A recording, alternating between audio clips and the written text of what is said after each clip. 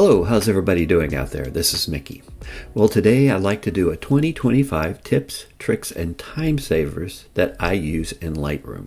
And I realize it's not 2025 yet, but the holidays are upon us and time will get kind of slim. So I thought I'd put together this video while I still had time near the end of the year. Now, this just isn't a random list of tips and tricks. This is a list of tips and time savers that I use on a daily basis when I work in Lightroom.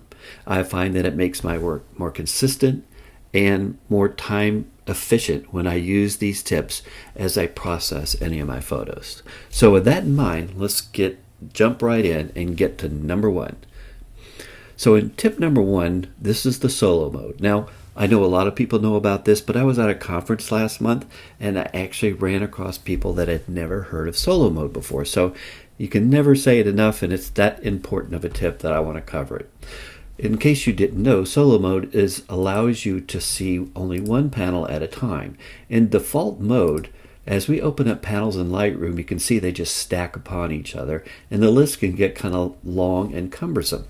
So what we want to do is turn on solo mode, and to do that we're going to right click or control click on the panel in any one of these panels and choose solo mode. Now when we do that, as we open up other panels, it will close down the prior panel so we only have one panel open at a time.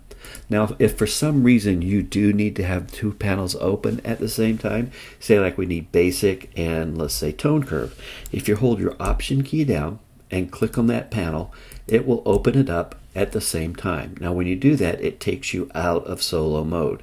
So as you open up more panels, they will start stacking up again.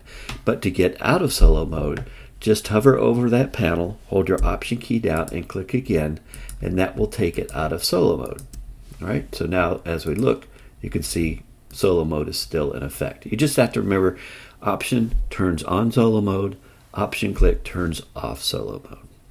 All right, the next thing, tip number two, is you can customize and reorder your content in your Lightroom panel, Lightroom Develop panel. So if we right click or control click on any one of the panel headers, we can choose Customize Develop Panel. And when we do that, we can turn off any panels that we don't use on a regular basis. Like I don't use lens blur. So I'm going to click this little box off and hit save. And if we look at my list here, lens blur is no longer on the list. So let's go back in there to Customize Develop Panel and put it back on. And we can also reorder the panel. By grabbing any one of these little hamburgers, we can drag anything up into a specific order of how we might work. So I might like basic, and then I like transform, and then I like lens correction. I like tone curve, and then color grading. So that's the order in which I might process a photo. After I get it in the order that I want, I just hit save. It's going to ask you to relaunch. So before you can see the changes, you'll have to relaunch Lightroom, and we'll just relaunch later. Now, if you get it in an order that you don't like and you don't remember how it was originally, all you have to do is right click or control click, go to customize, choose default order, and it'll put it right back in the order that Lightroom had it when you first started. All right, I'll relaunch that later. Tip number three is our mode shortcuts. So when we want to go to the library mode, we can hit the E key, and E stands for Loupe, or in the library mode. So we can see a single picture in the Loupe mode. If we want to go to grid mode, we hit G. Grid mode, again, you're still in the library mode. You can change the sizes of the pictures by hitting the minus key or the plus key, make them bigger or larger. You can use the thumbnail slider to make them bigger or larger. If you don't see this toolbar here, you probably need to press the T key, T as in Tom, and it'll turn the toolbar off and on, and that's where you see the sliders. All right. If you pick a photograph and you want to go to the develop mode, you hit D. You can also double click on the picture in the library grid mode, and it will take you to the develop mode. All right, tip number four has to do with these panels on the left and right. If we hit the tab key, it takes them away. It gives us more space, something less cluttered, so we can take a look at our picture and decide what do we really need to do with this without the mess on the sides with the panels. All right. Tip number five has to do with your panel here in your develop module, and we'll make some changes. We'll change the exposure a little bit and take shadows and whites down. We'll do color grading. We'll add a little blues in the midtones, and we'll add some calibration with the blues and the greens. All right, so we've made our changes, and as you can see, each change that we made, the eyeball lights up, and that means there's been some changes made in that panel. So if you see dark eyeballs here, that means we didn't make any changes here. That's a good indicator of what kind of work you've done. Well, if you wanted to see what it was like before you made those changes, you just click and hold the eyeball, and it takes away the effects from that panel. So if we take the color grading, takes away that blue that we added, and calibration takes away the calibration changes that we made in the color. Now, if you want to make that change semi-permanent, we'll cut, because once we take our finger off the eyeball, the changes go back to the after.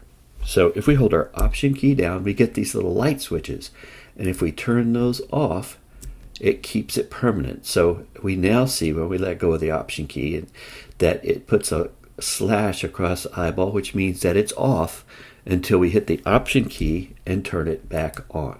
All right, so that's a way for you to turn off that effect kind of semi-permanently to see whether you want to keep it in the photograph or not as you process further.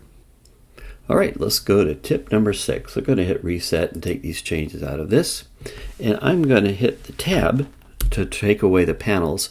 And the next thing we want to do is use the L key. When we use the L key, it changes our background from a light gray to a solid medium gray. All right, and it gives us a chance to see our picture without any distractions. All right, and if we hit the L key again, it brings up our main panel. So let's hit the tab key and bring our panels back.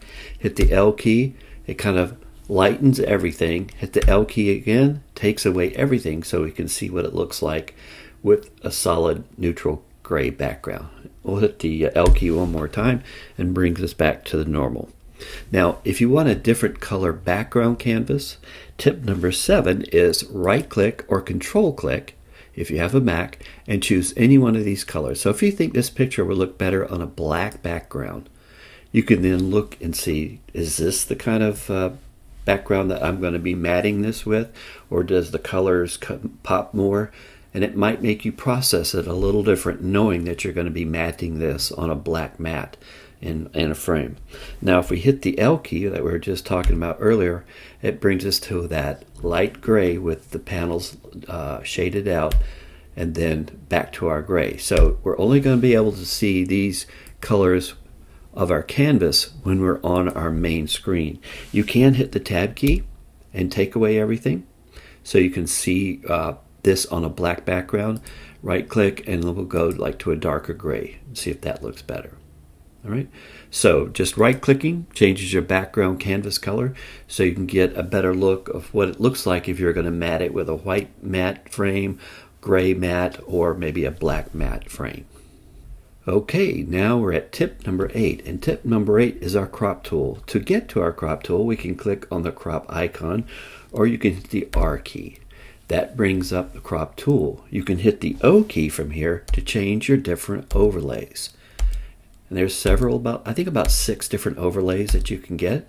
This might help you crop the photograph a little better with that type of overlay that you want to use. So we'll leave it on the rule of thirds.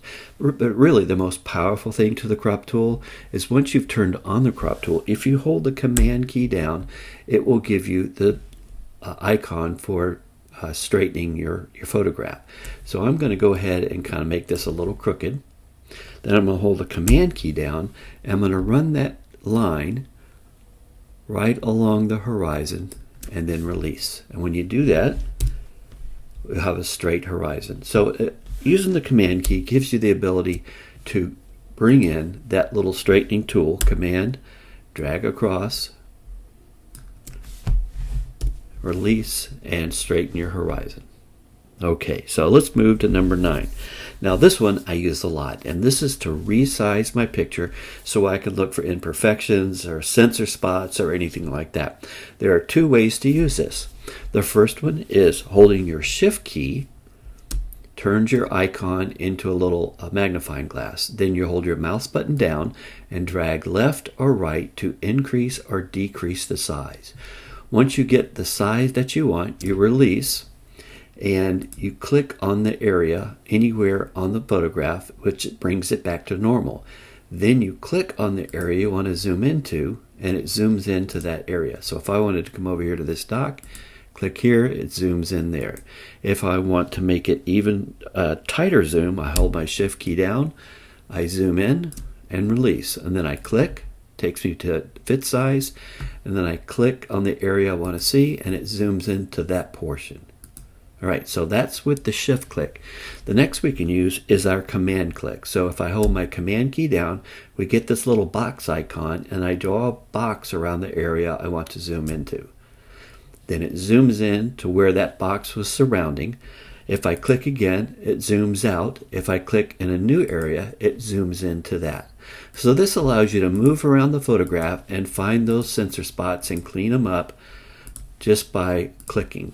You initiate it with a shift or a command to define the area. From that point on, a click brings you back to the fit view, and then the next click brings you to the zoom view. All right. Tip number 10 is our clipping indicator, and that is brought out with the J key. So we click the J key, and as you can see, we have some clipping areas here in the sky. And let me get in here and turn maybe blacks down a little bit. We can see where our blacks are. So reds are going to be highlights that are clipped. Our blues are going to be where our blacks are clipped or crushed. And then from this point, you decide, do I want to change my exposure or my highlights or my whites and get rid of those clipped areas in the sky? And then the same thing with the blacks. So do you want to bring those blacks up to make the blues disappear? And then your white point and your black point are set really good. You can see also the clipping indicators will be on here. Let me bring this up.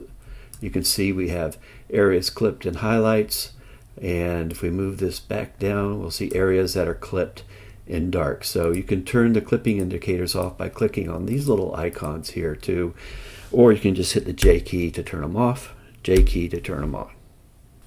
All right, let's make some changes to this photograph, and I'm going to show you tip number 11. We're going to make this a little bluer with a little more greens, a little brighter in the whites, and we'll add a little dehaze to really make it blue, because I want to see a difference here.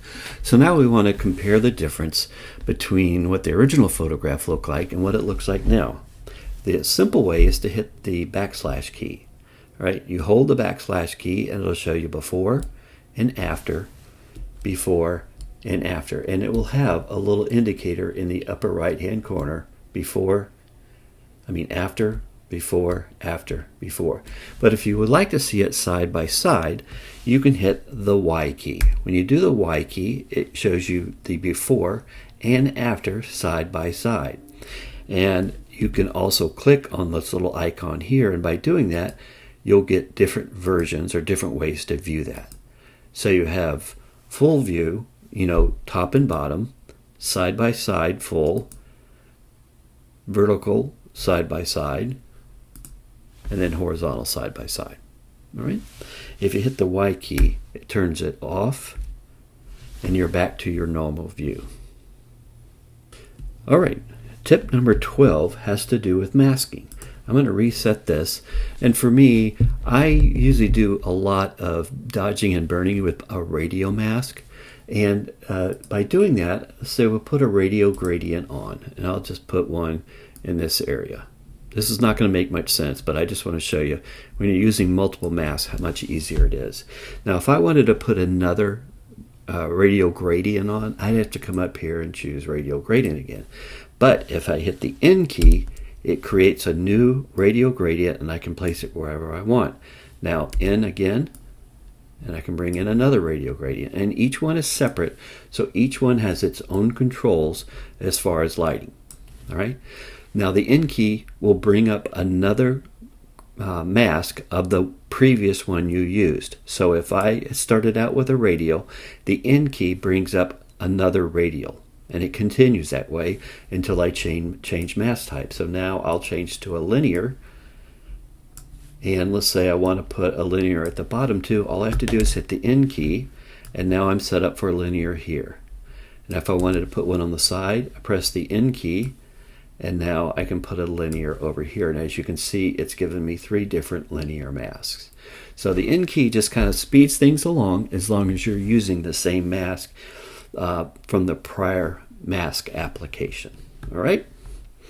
Now let's move on to tip number 13. And again, this has to do with linear and radial gradient. So I'm going to delete all the masks, and we're going to choose the linear gradient. If I hold my shift key down as I create my linear gradient, it will make a perfectly straight line. If I keep holding the shift key down and drag my mouse to the left or right, I can make different orientations in 90-degree increments. All right. Once I let go of the shift key, that operation is gone. All right. I have to use the center one like I typically do, and then you'll have to fiddle with it to get it perfectly level. All right. Now, if we're using a radial gradient, let's grab a radial gradient, and I hold my shift key down, we will get a perfect circle. All right. That just allows you to draw the perfect circle, and then you can move it wherever you want to move the radial gradient. If you want to make an odd size, and if you grab here, you're going to get a change in width or height. But let's say we just want the right side to be extended. If we hold our Option key down and grab the right side, we can extend out the right side, just like this. Right? Or up here, just like this. When we talk about a linear gradient, if we hold our Option key, what we're doing is allowing the center point, say like we like where our center line is, but we want to expand out our gradient. We grab this and we can expand our gradient without moving the center line. So that allows us to feather out the gradient without moving the center line from where we really wanted it to be. All right. Now we come to 15, tip number 15, and I use this a lot too. So we're going to make some changes to this picture. Well, let's reset this. Now, I kind of like the way this looks, but I want to make some changes to it to see if I can give it a different feel, but I don't want to lose the changes I've made here. Now, we can use our history and go back in history and turn things back, but it's easier if we use a virtual copy. And a virtual copy is Lightroom taking the existing copy and making a new one in the catalog without copying the actual photograph. All it's doing is copying the XML data so we can make a new photograph. And we do that by hitting Command apostrophe. When we do that, you see here is a second copy. Here's the first one. We know this is a copy because here's the name of it. And then we'll click here and we see it's now copy 2, and it has a little flipped over page tag here at the bottom. Now we can make any changes we want to this one, and we can just go crazy with it like this, and it doesn't touch the original one. So it's actually having a copy of the original that you can make changes to without affecting the original. It's very powerful, and space-wise saves a ton of space because I could have 10 different copies, and each copy takes up about 5K of space. All right, that is literally nothing. So you can have different versions without really messing with the original version that you liked from the beginning. Okay, here we are at tip number 16, and this will be the last one. We'll be all done. And this has to do with reflections in our photograph. So if we were to make a sky mask here, and we make some changes to the sky, let's bring the exposure down a little bit and give it some whites, maybe even make it a little bluer, and we'll add a little clarity to it. But when we do that, there's no changes in the reflection, and we might want the reflection to kind of reflect of what we did to the sky here. If we choose duplicate and invert, we do get the water mask, but we also get the foreground, the trees mask, and that's not doing us any good. So let's get rid of that. The way to make the changes to the reflection is real simple. We're going to right click, we're going to choose transform, and we're going to flip vertical. When we do that, the picture is now upside down. But as far as Lightroom concerned, this is the sky. So we're going to do just that. We're going to go select sky, and as you can see, it selects the water. Now I'm going to double click here, and I'm going to call this reflection. All right, and say OK. Now you can start making your changes right now to a reflection, but if that kind of makes you feel a little weird because this is not really the sky, all you have to do is right click again, transform, and flip it back vertical. So now everything's the way it should be. Our reflection is here, our sky is here. So if I go here, I can now change my exposure. I can add a little color to it. I can add a little effect to it, a little clarity, and get this mirroring the sky more than it had in the past. So it just makes it a lot easier. My suggestion is please label it, because you'll get kind of confused. Am I upright? Or because some of these pictures look about the same whether they're flipped vertical or not. So this just allows you to make sure that you're working on that part of the sky. Well, I hope these tips helped you out. I hope maybe you learned at least one thing new that you hadn't seen before. I always love it when I get one of these videos or watch one and I learn at least one thing. That's all I ask for. And I hope to help you out more in the next year, and I can't wait to see you then.